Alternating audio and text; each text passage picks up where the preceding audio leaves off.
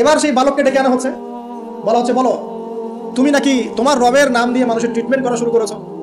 তখন সেই বালক বলছে হ্যাঁ আমি এক আল্লাহর প্রতি বিশ্বাস করি এবং তার রাসূলের প্রতি বিশ্বাস করি, তার প্রেরিত আসমানি কিতাবে বিশ্বাস করি।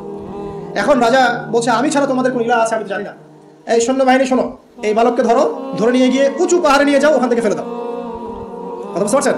এবার তাকে নিয়ে যাওয়া হলো, ক্রস ফায়ার দেওয়া হবে। এবার উপরে নেওয়া হয়েছে একদম পাহাড়ের উপরে। এবার ওই বালক উপরে উঠে একটা দোয়া করছে, এই দোয়াটা সবাই শিখে নেন। ওই বালক উপরে উঠে দোয়া করছে আল্লাহুম্মা কফিনিহিম বিমা শি'তা। পাহাড় থরথর করে কাঁপা শুরু করলো এবং ওই সৈন্যবাহিনী পাহাড় থেকে পড়ে গেল, বালকের কিচ্ছু হলো না। এবার সে বালক হেঁটে হেঁটে চলে আসলো রাজদরবারে। আবার কি ব্যাপার তুমি মরো নাই? না, আল্লাহ আমাকে বাঁচিয়েছে, আমার রব আমাকে বাঁচিয়েছে। আবার পাঠানো হচ্ছে আরেক দল সেনাবাহিনীকে নিয়ে, যাও এবার ওকে সমুদ্রে নিয়ে সমুদ্রের মাছ সমুদ্রে ডুবিয়ে দিবে। আবার সেখানে গিয়ে বলল আল্লাহুম্মা কফিনিহিম বিমা শি'তা। হে আল্লাহ, অর্থ হচ্ছে হে আল্লাহ আমার বিপক্ষে যারা আছে আপনি যা দিয়ে ইচ্ছা ওদের বিরুদ্ধে আমাকে সাহায্য করেন।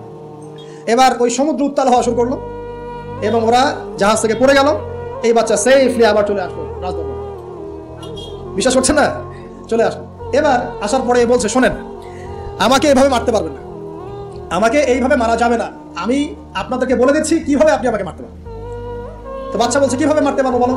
তখন সেই বাচ্চাটা বলছে যে আপনি সমস্ত এলাকার মানুষকে এক জায়গায় জড়ো করবেন, মানে পুরো নেশনের যত মানুষ সবাইকে একটা মাঠে নিয়ে আসবেন, মাঠের মাঝখানে একটা গাছ রোপণ করবেন বা একটা কিছু স্তম্ভ নির্মাণ করবেন, সেখানে আমাকে বেঁধে ফেলবেন।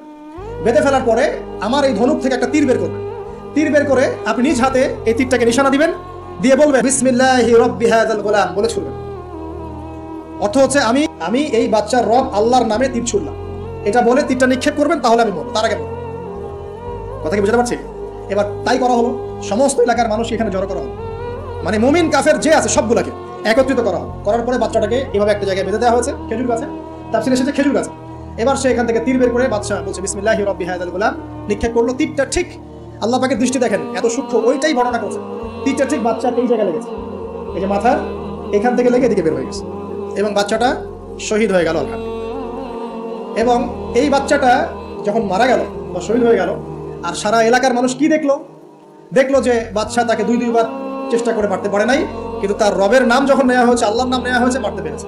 দেন পুরো এলাকার সমস্ত মানুষ মুসলিম হয়ে গেল।